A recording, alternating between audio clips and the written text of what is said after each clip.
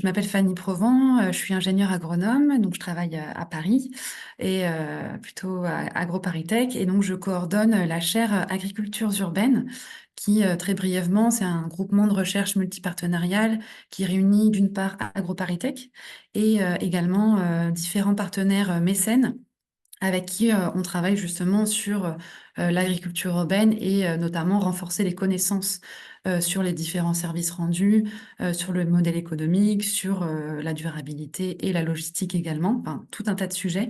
Et avec cet enjeu vraiment de diffuser et de vulgariser toutes ces connaissances pour les diffuser au plus grand nombre. Donc voilà, le fait de participer aujourd'hui à ce webinaire rentre tout à fait dans notre enjeu de partage et de diffusion des connaissances. Et je te laisse te présenter, Gwenaëlle. Oui, bonjour à toutes et tous. Moi, c'est Gwenaëlle Raton. Je suis chercheure à l'université Gustave Eiffel au sein d'un laboratoire qui s'appelle SPLOT et qui étudie le transport de marchandises et la logistique. Mon objet d'étude, c'est l'approvisionnement alimentaire des villes et ça fait quelques années que je m'intéresse à la logistique des circuits courts et de proximité. Merci. Vous l'aurez compris, cette présentation se fera donc à deux voix par Gwenaëlle et moi-même. Donc, on va vous proposer une présentation en deux temps où Gwenaëlle va revenir un peu sur un peu le contexte et les enjeux de la logistique des fermes rurales et périurbaines. Donc, tout ce qui va être logistique des circuits courts alimentaires de proximité, en revenant notamment sur une étude de cas qu'elle a menée avec ses collègues en vallée de Seine. Et puis moi, j'enchaînerai sur l'étude de cas que j'ai menée à Paris sur justement l'étude de la logistique de ces fermes intra-urbaines, où justement on a travaillé avec Gwenaëlle sur toute la partie analyse des données récoltées sur le terrain. Donc, je te laisse la main, Gwenaëlle, pour introduire Merci ce beaucoup. sujet. Alors oui, très rapidement, hein, on va surtout centrer notre présentation sur l'agriculture urbaine, bien sûr.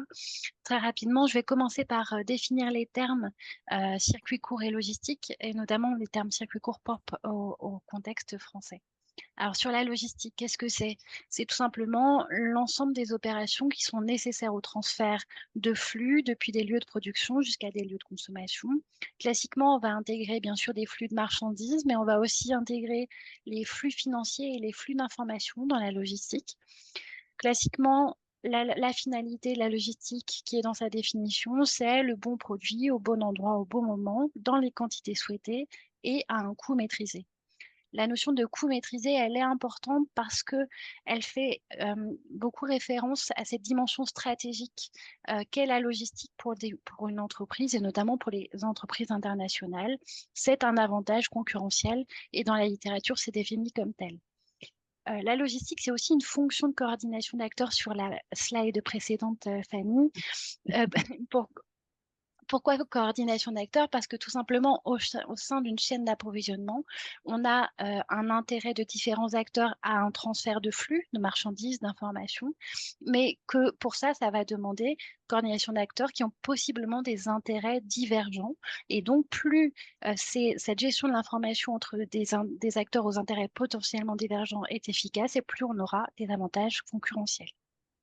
Et sur la slide suivante, exactement, merci Fanny, un focus sur les circuits courts qui effectivement sont définis officiellement en France par le fait que c'est un mode de commercialisation soit en vente directe du producteur au consommateur, soit en vente indirecte, mais à condition qu'il y ait un intermédiaire maximum. Donc la notion de circuit court, elle est centrée sur le nombre d'intermédiaires commerciaux. Ça va demander, pour identifier un circuit court d'un circuit long, de décortiquer la chaîne et d'identifier les transferts de propriété et les intermédiaires. Dans cette définition de circuit court, il n'y a pas mention de proximité géographique. Cette proximité géographique, elle est propre au terme de circuit de proximité, où on va effectivement regarder les distances entre les producteurs et les consommateurs. On parle aussi de circuits alimentaires courts de proximité. Dans ces cas-là, ce sera des circuits limités en nombre d'intermédiaires commerciaux et avec des distances limitées entre producteurs et consommateurs, sachant qu'il n'y a pas de distance définie. C'est à l'appréciation de chacun. La question qu'on s'est posée, c'est ces circuits de proximité ou ces circuits courts se caractérisent par des distances ou par un nombre d'intermédiaires réduits. Et on s'est demandé en quoi ça modifiait les chaînes d'approvisionnement et en quoi ça modifiait la gestion des flux. On a fait donc d'abord une étude exploratoire dans le nord de la France, puis une étude en Île-de-France et en Normandie, plus quantitative auprès de 180 producteurs. Et dans cette étude, ce qu'on a montré, ce qui est rapidement aperçu, c'est que la réduction du nombre d'intermédiaires commerciaux va faire peser sur les agriculteurs un certain nombre de tâches logistiques qui étaient auparavant déléguées à des intermédiaires commerciaux. Là, ici, on a un nombre plus réduit d'intermédiaires commerciaux, donc les producteurs ont davantage de tâches dites logistiques à réaliser. On va avoir des tâches logistiques dites amont, par exemple, s'approvisionner en matières premières, des tâches logistiques propres à la transformation des marchandises si c'est une stratégie de l'exploitation, des tâches de stockage, de conditionnement, de préparation de commandes ou de prise de commandes, et puis des tâches de transport en amont de la distribution, par exemple, aller conduire les bêtes à l'abattoir ou approvisionner son point de vente à la ferme. Hormis toutes ces tâches de logistique amont, on a bien sûr toutes les tâches liées à la gestion, la planification et la coordination de ces opérations sur la ferme. Ensuite, on a les tâches qu'on dit plutôt de logistique aval, que vous connaissez sans doute, livrer, décharger, gérer les flux d'informations avec le client. Et puis des tâches de logistique inverse qui croient de plus en plus, qui tiennent au retour des invendus, mais aussi au réemploi des contenants ou au transport ou la valorisation du compost. Nos enquêtes auprès de 180 producteurs ont permis de quantifier un peu ces tâches logistiques. D'abord, ce qui apparaît, c'est que le transport est perçu par les exploitations qui vendent en circuit court ou de proximité comme un impondérable. C'est-à-dire que aller livrer est perçu comme un impératif à la vente en circuit court ou de proximité. C'est pour ça que 93% des 180 producteurs enquêtés font des livraisons régulières. Ces tâches de transport, elles sont chronophages parce que, en moyenne, on a repéré que c'est près de 8 heures par semaine qui est consacré à la livraison des marchandises, en moyenne 3 fois par semaine et sur 16 points livrés à l'année. Alors, si on regarde au-delà du transport, c'est-à-dire les tâches logistiques qui incluent le transport et la préparation de commandes, le conditionnement, par exemple, on s'aperçoit que ces tâches logistiques, elles sont aussi coûteuses. Donc, elles prennent du temps, elles sont coûteuses. Ce qui apparaît en premier, c'est que le coût est largement sous-estimé par les producteurs qu'on a enquêtés. La moitié ont des difficultés à estimer le temps passé et vont le faire, essayer de les estimer pendant l'enquête avec nous. La moitié des enquêtés ne calculent pas du tout leur coût logistique et 60% n'intègrent pas ce coût au prix de vente. Autrement dit, on a quelque chose d'assez inédit dans un secteur économique qui est que les producteurs prennent le temps et le coût de ces tâches logistiques sans les retranscrire le long d'une chaîne qui est pourtant très courte. Et enfin, on identifie des coûts, notamment de livraison, qui sont très variables d'un agriculteur à un autre. Mais ce qui retient notre attention ici, c'est qu'on a des cas où le coût du transport est supérieur à la valeur de la marchandise transportée. Si on regarde sur la slide suivante, on a fait une enquête auprès d'agriculteurs qui livrent sur une plateforme numérique de vente de paniers de produits locaux. Et on a ici comparé la valeur de la marchandise transportée pour ce trajet et le coût de transport qu'on a calculé. Et on aperçoit que notamment P3 et P10 n'ont pas des valeurs de marchandises suffisantes pour couvrir ne serait-ce que le coût du transport ou alors à peine. Donc l'intérêt ici, c'est de pouvoir sensibiliser à ce calcul des coûts de transport et notamment vous pourrez aller jeter un petit coup d'œil à Logicoût qui est un outil produit par la recherche publique qui peut être utilisable aussi au Québec, pourquoi pas. Alors, au-delà de ces problématiques propres au temps passé et au coût de cette logistique, ce qui paraît, c'est qu'il y a une véritable complexité de la gestion sur l'exploitation des petits volumes et des courtes distances. On a des faibles taux de chargement parfois, on a beaucoup de petits trajets, beaucoup de chargements et aussi souvent des retours à vide. On a donc des trajets qui sont plus difficiles à optimiser que les trajets des chaînes longues. On a aussi des stratégies de diversification qui sont courantes sur les exploitations en circuit court ou de proximité. Elles sont intéressantes pour gérer l'incertitude, mais pour autant, sur un point de vue logistique, elles vont avoir tendance à multiplier les tâches logistiques dédiées. Je fais telle tâche logistique pour tel débouché, et donc ça va générer des tâches et des trajets à la demande. Il y a également pas mal de pratiques de dépannage. J'ai un lien avec un restaurateur qui m'appelle, qui me dit, est-ce que tu peux me livrer? Je le fais. Et donc, effectivement, j'optimise pas mes taux de chargement. Des débouchés qui sont parfois pas stabilisés et donc qui vont générer des imprévus, des adaptations constantes. Ce qu'on peut noter néanmoins, c'est que on identifie un effet de ce que j'appelle la maturité logistique, c'est-à-dire que avec l'ancienneté, avec l'expérience, on a une capacité de négociation qui permet le regroupement des livraisons dans le temps et dans l'espace, et ça joue fortement sur l'amélioration des conditions de livraison.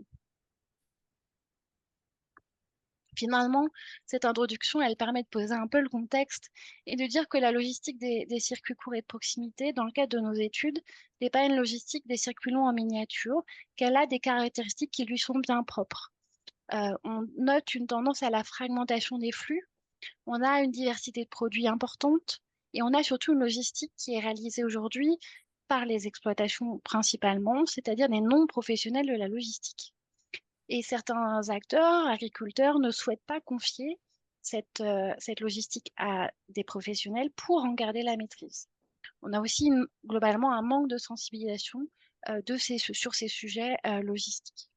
La conséquence, c'est que c'est une logistique qui est plus complexe, où le levier de la massification est beaucoup plus difficile à mobiliser qu'en chaîne longue.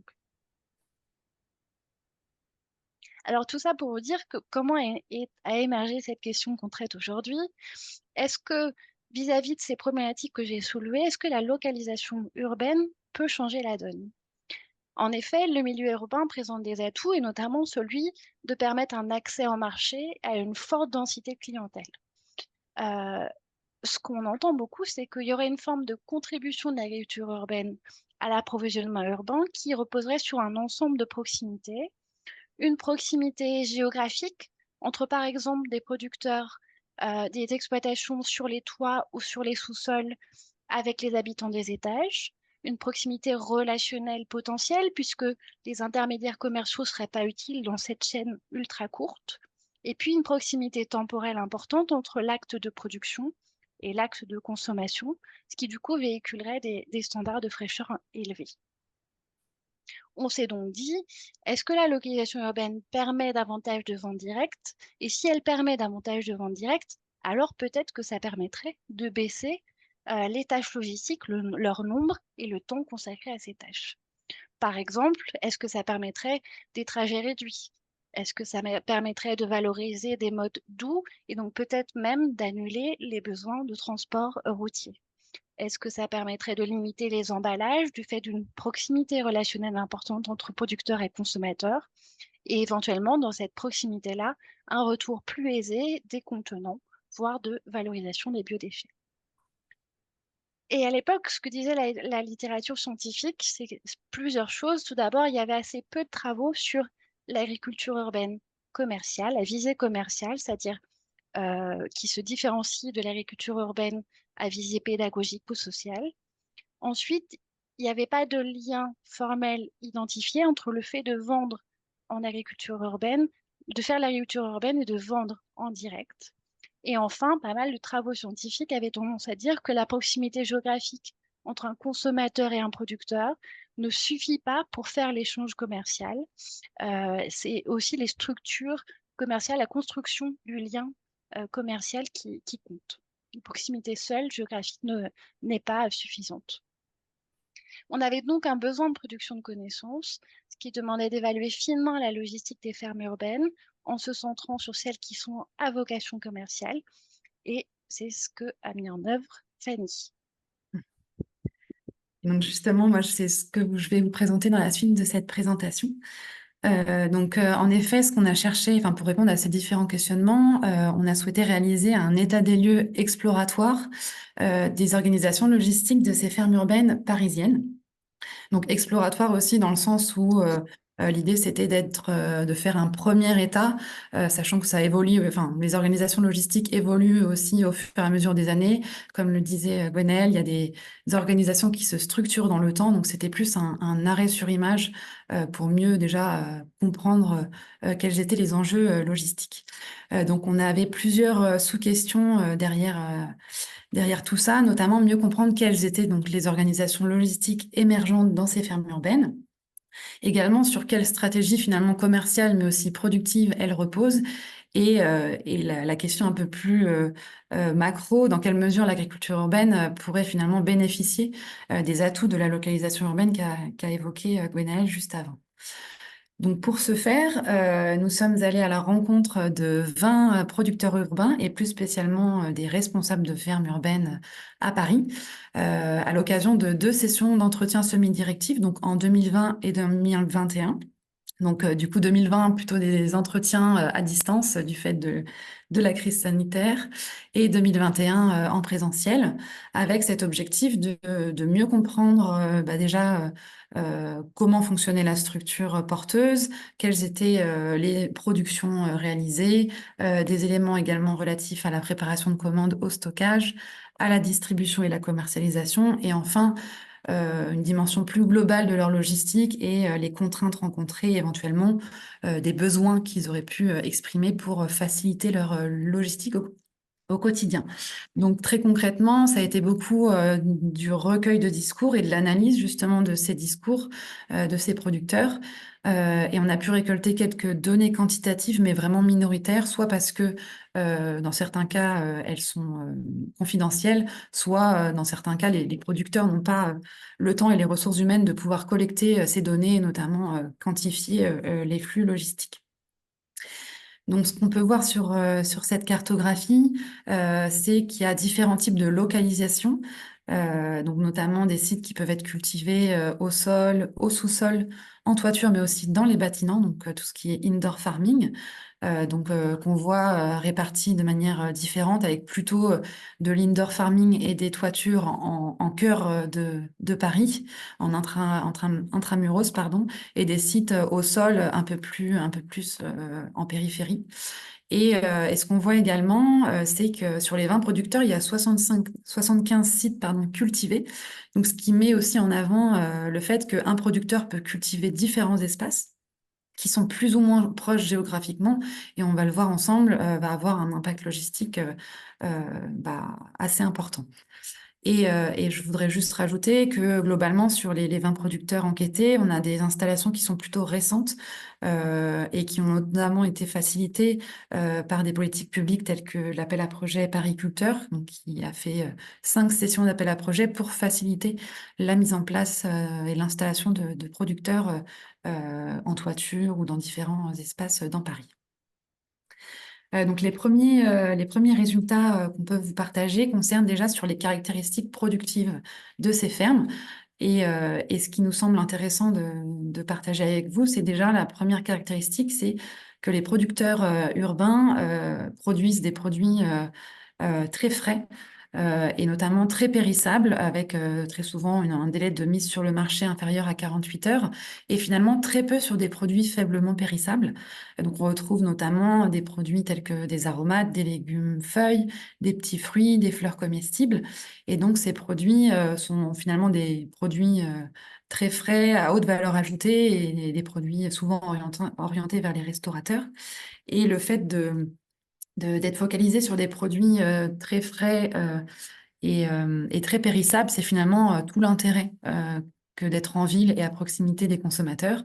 C'est ce qu'on a notamment évoque le producteur P, qui nous dit que pour nous, l'intérêt de l'agriculture urbaine, c'est l'ultra fraîcheur. À partir du moment où on laisse passer une journée, on a peu d'intérêt à cultiver en ville finalement. Donc c'est aussi un argumentaire commercial qu'ils mettent en avant dans leur discours et qui va, on va le voir, va avoir un impact logistique fort au niveau de la répartition des tâches. Et en parallèle de ça, plus au niveau de la morphologie des sites cultivés, on a dans certains cas des sites qui vont être en toiture, en sous-sol, et qui ne sont parfois pas accessibles au public, ou en tout cas avec une accessibilité limitée. Donc c'est le cas de 30% des sites qui ne peuvent pas accueillir le public. Et donc qui dit pas d'accueil du public dit qu'il n'y aura pas de vente à la ferme, et donc les producteurs vont devoir s'organiser pour trouver des débouchés et, dans certains cas, assurer la livraison et se déplacer pour vendre leurs produits dans différents endroits de la ville. Et également, on a parfois plusieurs sites qui sont cultivés par un même producteur, des sites qui sont peut-être par chance à proximité ou parfois dans des quartiers différents, ce qui va demander bah, voilà, du transport intersite et une organisation bien précise. Et donc également, on a parfois des zones de stockage qui sont morcelées des zones de production, qui ne sont pas au même endroit des zones de commercialisation. Et donc, ça va d'autant plus complexifier la logistique. Et donc, pardon, je vois plus. Ah non, c'est bon. Et donc, toutes ces deux caractéristiques vont finalement avoir un impact sur la logistique et vont demander une logistique de haut niveau et surtout à des acteurs qui ne sont pas forcément logisticiens à la base, mais qui, au fur et à mesure, le deviennent. Et donc, ces modèles de production qui vont être basés finalement sur une cueillette minute à pleine maturité, parce que c'est justement tout l'intérêt d'être en ville, va demander d'une part une très forte connexion au marché, un respect de la fraîcheur et des vitesses d'acheminement pour pouvoir finalement fournir, bah, comme le disait Gwenaëlle, des bons produits au bon moment, au bon endroit, dans les quantités souhaitées et à un coût maîtrisé. Également des manipulations, des conditionnements et des expéditions qui vont être adaptées et minutieuses, tout en sachant que, au-delà de ces tâches logistiques et de production, les producteurs bah, ont souvent un aspect social à gérer, c'est-à-dire accueillir du public, faire des formations, du team building ou toute autre activité de service au-delà de la production. Et donc, pour relier, enfin, pour faciliter cette relation et cette logistique, finalement, la proximité géographique, voire relationnelle entre ces producteurs et consommateurs, nous semble être une condition clé et indispensable de réussite. Et finalement, ce qu'on se rend compte, donc le fait d'être proche géographiquement et relationnellement aurait dû davantage favoriser la vente directe, ou en tout cas, c'était un de nos postulats qu'on avait évoqué plus haut.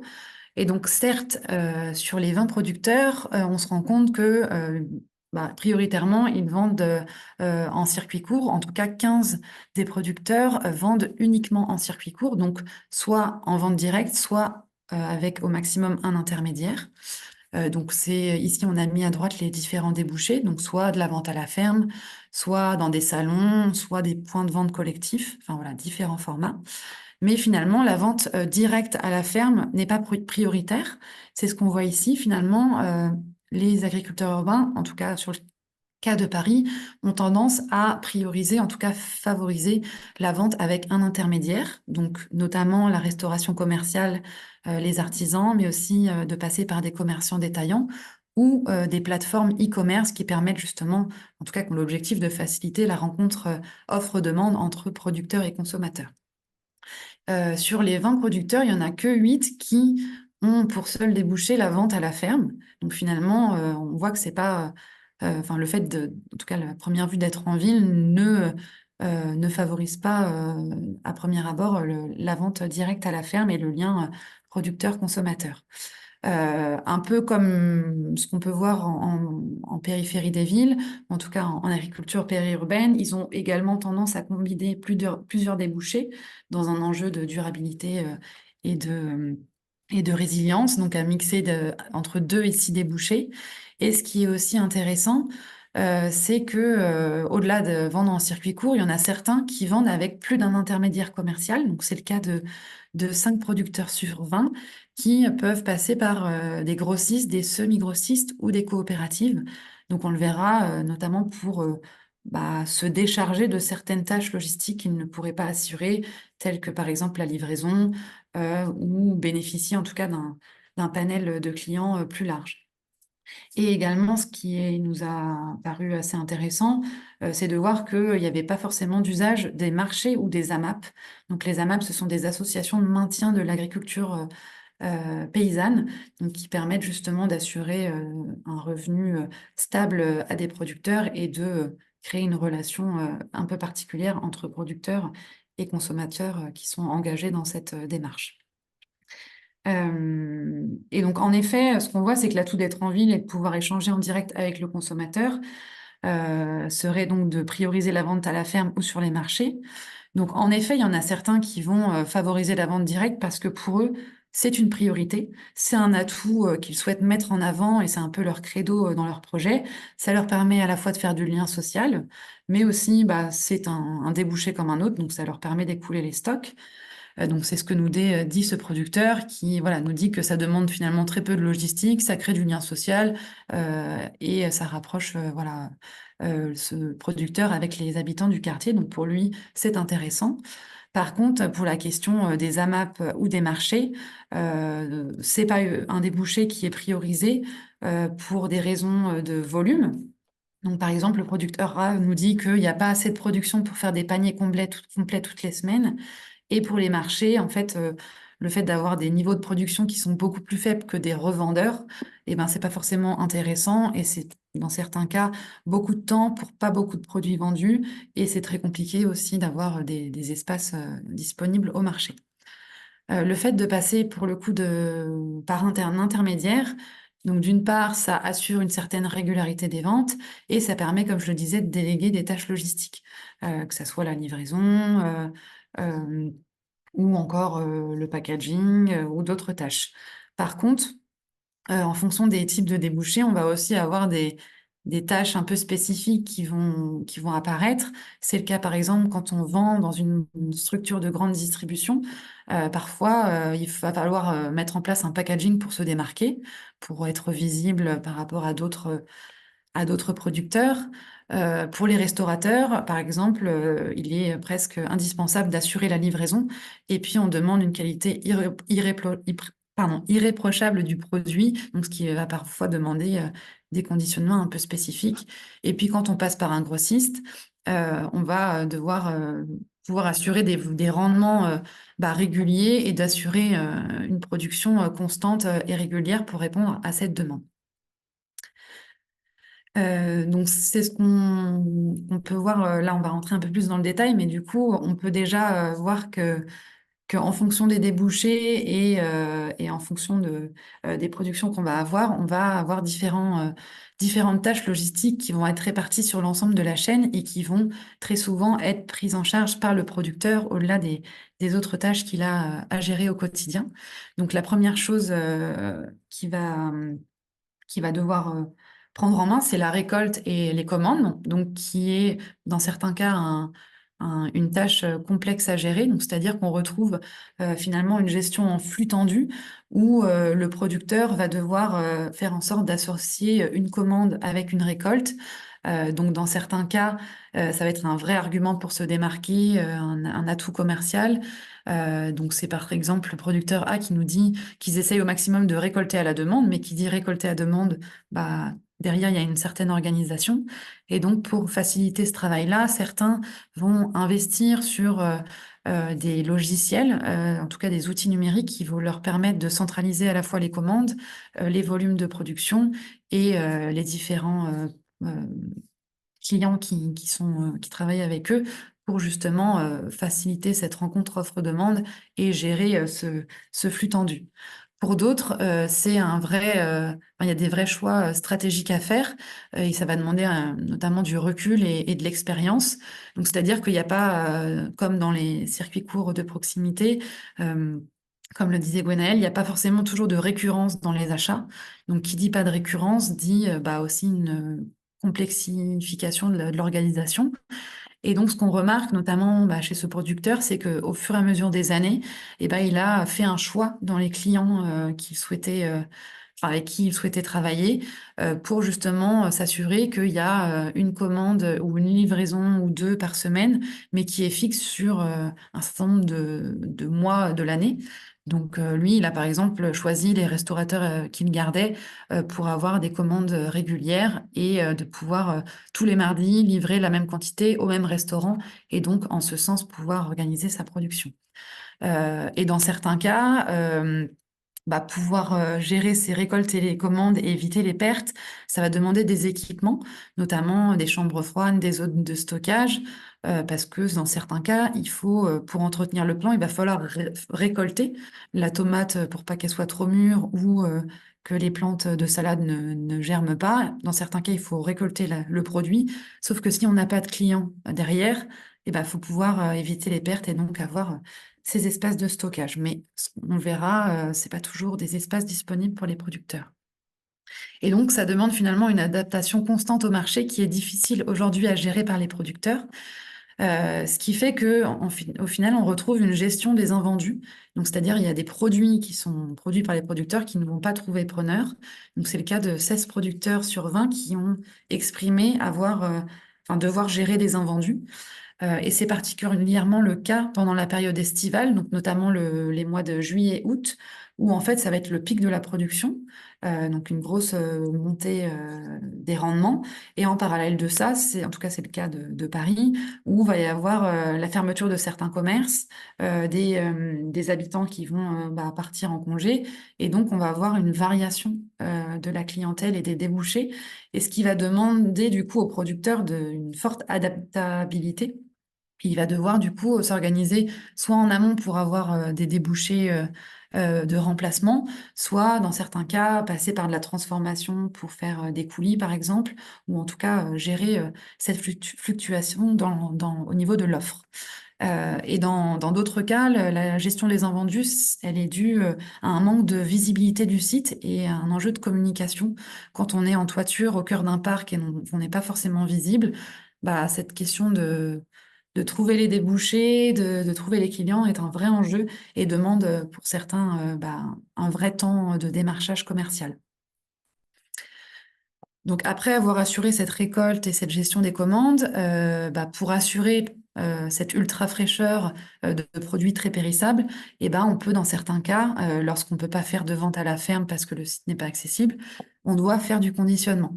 Donc là aussi, en fonction du choix du conditionnement, on va avoir un ajout plus ou moins important de tâches logistiques et donc des temps de manipulation qui vont être plus ou moins conséquents.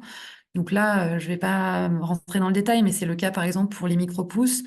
J'ai rencontré un producteur qui lui vendait la plante, les micro-pousses en barquette, et d'autres qui eux coupaient les micro-pousses et les mettaient dans une barquette. Donc on a des plantes dans un cas qui sont vivantes et d'autres qui sont déjà découpées. Et donc ce que je mets ici, c'est que va pas y avoir forcément les mêmes tâches logistiques. Dans certains cas, il va falloir les laver, les sécher, enfin les reconditionner, et d'autres où en fait la graine pousse dans la barquette et on n'a plus qu'à la distribuer.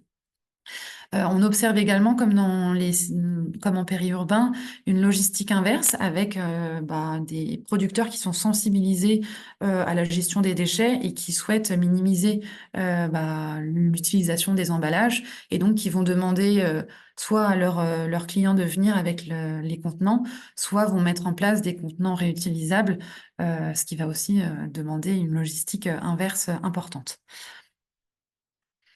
On l'évoquait tout à l'heure, donc le stockage, ça peut être vraiment un outil indispensable. Donc aujourd'hui, il y a 15 producteurs sur 20 qui ont une zone de stockage, mais ça révèle aussi que 5 producteurs n'ont pas d'espace de stockage, et ils ont évoqué que c'était un vrai manque et que ça limitait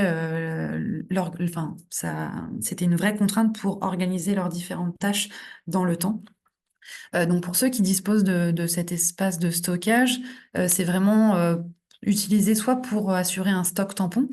Donc c'est pas vraiment indispensable pour eux, mais ça permet en tout cas de gérer les fluctuations et d'avoir au cas où, de pouvoir stocker de manière très ponctuelle et sur une courte durée, et de pouvoir faire matcher une récolte avec une commande. Pour d'autres, ça permet d'étaler les tâches dans le temps et donc de pouvoir assurer 1 ou 2 jours de récolte par semaine et de pas récolter à la demande. Et pour d'autres, ça permet de massifier. Donc, si un client demande des tonnages plus importants, de pouvoir récolter au fur et à mesure et de massifier avant de distribuer. Mais donc, on peut se poser la question finalement de la récolte minute, qui était le côté intéressant de l'agriculture urbaine, de pouvoir être sur de l'ultra fraîcheur, récolte minute, voire à la demande, et avec une distribution très rapprochée. Donc en parallèle, donc je parlais aussi de la gestion des invendus. La transformation est un outil clé, donc aux multiples enjeux. Donc pour certains, Ça permet justement de gérer, d'éviter les pertes et de valoriser leur production, soit des produits qui sont de seconde gamme, moins qualitatifs, qui vont pouvoir transformer en soupe, en confiture. Ça permet également, bah, d'élargir la gamme de produits et donner une valeur ajoutée à leur production. Et puis dans certains cas, notamment, bah, ce producteur qui nous dit qu'en fin de saison, ils ont plein de tomates vertes. Donc plutôt que les jeter ou les mettre au compost, et bah, ils ont décidé de le transformer, d'en faire de la confiture ou des chutneys qu'ils commercialisent en leur nom, en passant par un acteur qui va faire la transformation pour eux. Donc il y a par exemple 5 producteurs sur 20 qui, eux, assurent, enfin, qui font appel à d'autres structures pour faire leur transformation parce qu'ils n'ont pas suffisamment d'équipement pour transformer. Et donc, ce qu'on voit dans ces différentes tâches, c'est que finalement, on peut avoir différents besoins en transport. Donc, on peut avoir besoin de transporter sa production vers une zone de stockage quand la zone de stockage n'est pas sur site, donc ce qui est très commun, notamment à Paris où les espaces sont très convoités. Pour transformer, quand on n'a pas d'équipement sur place pour transformer, qu'on fait appel à un acteur tiers, ou pour assurer la distribution. Et tout ça, notamment, est encore plus complexe quand on a des sites qui sont morcelés dans l'espace et qui sont voilà, un peu spécifiques. Et donc, c'est ce que j'ai souhaité montrer ici. Donc, en fait, sur les 7 producteurs qui ont plus d'un site de production, on a identifié trois cas différents. Donc, il y a un premier cas où le producteur a 2 sites de production où finalement il a une gestion des sites autonome. Donc, c'est-à-dire que chaque site de production va être géré de manière indépendante et donc chaque consommateur, donc là j'ai pris le cas d'une vente directe, hein, pour simplifier, mais c'est-à-dire que le consommateur, il peut aller soit acheter les produits au site 1, soit au site 2, mais ce que je veux dire, c'est qu'il y a une gestion autonome qui est faite pour chacun des sites. Donc, ce qui est différent du cas numéro 2, où il va y avoir un fonctionnement que j'ai évoqué comme semi-indépendant, dans le sens où les deux, les deux sites vont avoir un point de vente commun. Donc, c'est le point de vente collectif ici, où une fois par semaine, par exemple, ils vont se retrouver pour mutualiser la production du site numéro 1 et du site numéro 2. Mais en parallèle de ça, ils vont chacun avoir d'autres débouchés propres. Donc, le site numéro 2 va avoir d'autres débouchés qui ne sont pas les mêmes du site numéro 1. Donc, c'est une forme déjà de mutualisation au sein d'une même structure qui a 2 sites de production. Et un cas numéro 3 où on a un fonctionnement qui est dit commun, où finalement le site numéro 2 va servir de zone de production complémentaire. Donc en fait, à Paris, on a des sites qui sont globalement très petits avec des surfaces faibles. Et donc le fait de développer d'autres sites de production permet d'augmenter la surface de production. Et donc finalement, toute la production du site numéro 2 va être envoyée vers le site numéro 1. Et on parle finalement de massification de la production. Et donc la livraison, ou en tout cas tous les débouchés commerciaux, vont être issus de ce site numéro 1.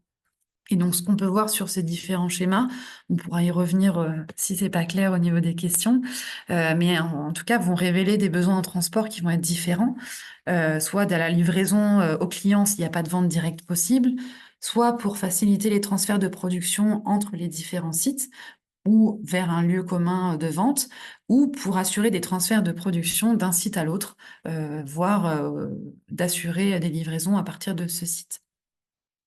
Et donc, justement, qui se charge de ces livraisons dont on parlait juste avant? Alors, il y a 3 différentes stratégies qui sont apparues. Donc, soit les producteurs, donc c'est le cas de 7 producteurs sur 20, qui décident d'assurer la livraison pour différentes raisons, soit parce qu'ils assument que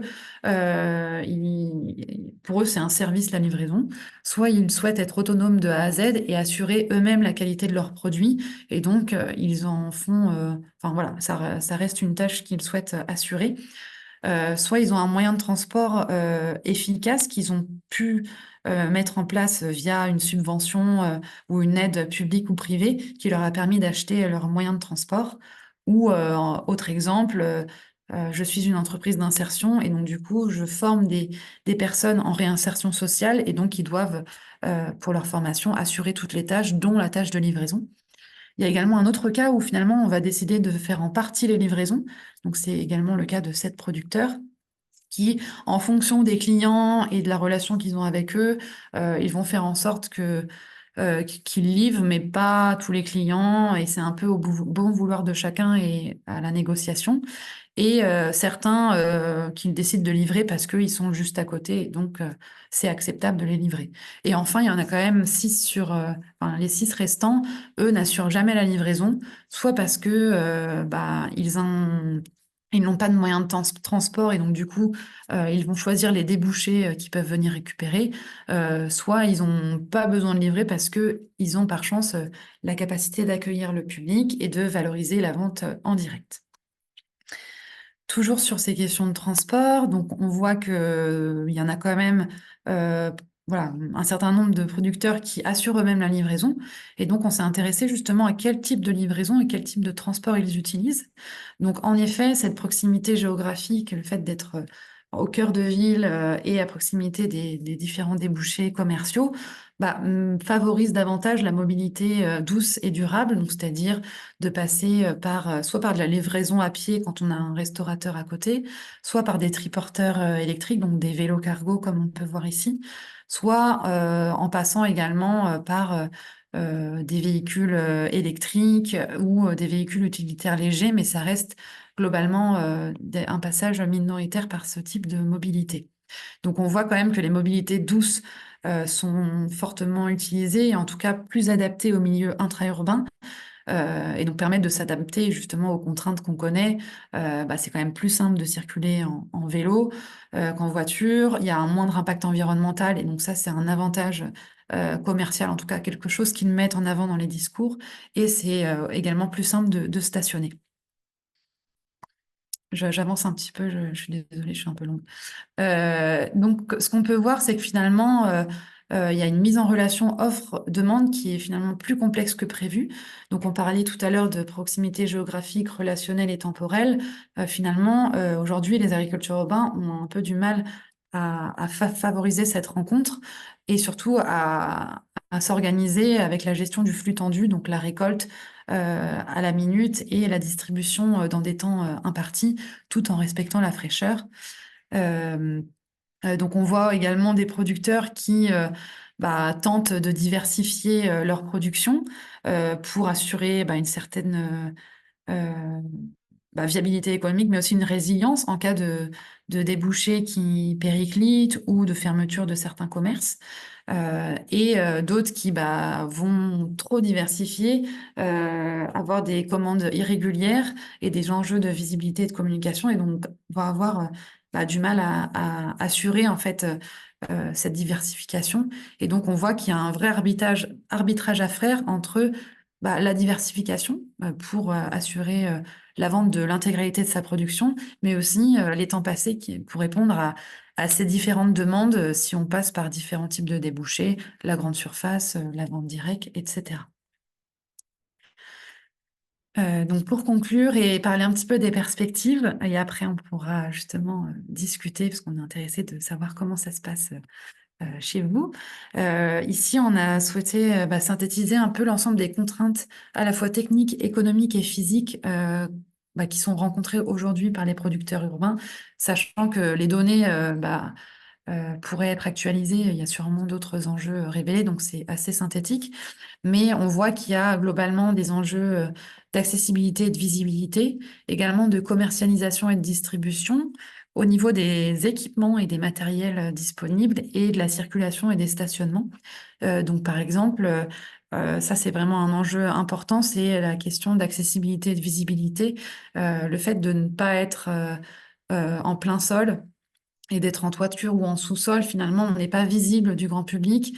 Et puis, ça rajoute des tâches logistiques pour la distribution, pour faire tous les allers-retours auprès des différents débouchés. Donc ça, c'est un enjeu qui est revenu très souvent. Également, la question d'irrégularité des commandes et des clients qui fluctuent et qui ne facilitent pas l'organisation des tâches logistiques tout au long de la semaine. Et puis, il y a quand même un gros besoin d'espace de transformation et de stockage pour justement créer ces stocks tampons et puis s'adapter, enfin mieux gérer ce flux tendu qui est vraiment un indispensable aujourd'hui pour les producteurs. Donc on voit que finalement cette localisation urbaine, elle a des avantages mitigés. Et aujourd'hui, les agriculteurs urbains, en tout cas les agriculteurs urbains parisiens, profitent que partiellement des atouts de cette localisation urbaine. Donc c'est-à-dire le fait d'être à côté du bassin de consommation, d'être à proximité géographique de ces acteurs-là, et pas forcément valorisé tant dans les débouchés que dans l'organisation logistique qu'ils en font. Donc on a finalement une gestion plus complexe du flux tendu avec des tâches logistiques plus nombreuses à la charge du producteur. Et on retrouve également des dissonances entre finalement les principes sur lesquels les systèmes productifs et commerciaux sont fondés, donc ultra fraîcheur, produits à haute maturité et cueillis en dernière minute et distribués rapidement, et en même temps finalement une valorisation des débouchés avec intermédiaires, alors qu'on pourrait davantage avoir tendance à aller vers des débouchés directs. Et puis le nombre et le type de tâches logistiques qui vont être mobilisées pour répondre à à ces différentes demandes issues de différents débouchés. Et donc, voilà, on sent qu'aujourd'hui, il y a besoin de favoriser la rencontre en offre-demande et surtout de créer une co-visibilité entre ces producteurs et ces consommateurs qui n'est pas finalement innée et qui demande de renforcer un peu soit les structures de distribution, en tout cas de renforcer cette offre-demande. On retrouve les questions de maturité logistique également en intra-urbain et dans l'agriculture urbaine, où on voit que au bout de certaines années, certains vont mettre en place, en tout cas essayer d'optimiser au mieux leur logistique, soit en internalisant par exemple des tâches de livraison. Donc il y en a un par exemple qui a créé un poste de livreur et qui gère lui-même les livraisons. Ce qui lui évite de passer par un prestataire et d'avoir des coûts liés à la livraison trop importants, ou d'autres qui vont, par exemple, optimiser en sélectionnant des débouchés pertinents et en ayant du coup une récurrence dans les commandes permettant d'organiser la production. Aujourd'hui, le bilan environnemental actuel de l'agriculture marchande, elle semble reposer du coup sur deux caractéristiques majeures, notamment la configuration des sites de production. Donc, on voit que le fait d'être en toiture, en sous-sol ou dans les bâtiments va fortement impacter la logistique, ajouter des tâches qui vont avoir un impact environnemental, plus de transport en tout cas, que si on était au sol. Également, reposer sur les valeurs écologiques des producteurs urbains qui aujourd'hui mettre en place des pratiques, moins de conditionnement, des transports décarbonés et des produits de saison cueillis à maturité. Il nous semble il y a des différents leviers d'action publique qui pourraient être mis en œuvre, notamment des gros besoins d'innovation commerciale et logistique pour faciliter le travail de ces producteurs. Également, favoriser le soutien à l'installation dans des sites qui justement permettent l'accueil du public et pourraient favoriser la vente directe à la ferme, ce qui aurait tendance à simplifier le travail et la commercialisation. Également, peut-être l'essor d'initiatives qui permettrait d'identifier des canaux de distribution en fonction des capacités productives de chacun des producteurs, ou pourquoi pas mettre en place des structures de transport décarbonées pour favoriser le transport des marchandises en intra-urbain, mais se pose alors la question des emplois créés par ces types de structures-là. Et donc ici, voilà, je ne vais pas rentrer dans le détail, c'était juste pour synthétiser au regard des quatre grands types de contraintes, quelles pourraient être des pistes pour faciliter ou tenter d'optimiser ces organisations qui, malgré tout, se structurent dans le temps.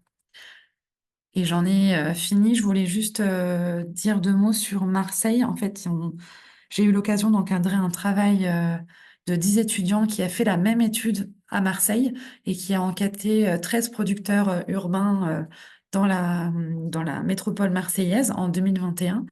Et donc, juste pour appuyer sur le fait que le cas parisien est un cas très spécifique et qu'on peut avoir des résultats finalement très contrastés d'un territoire à l'autre.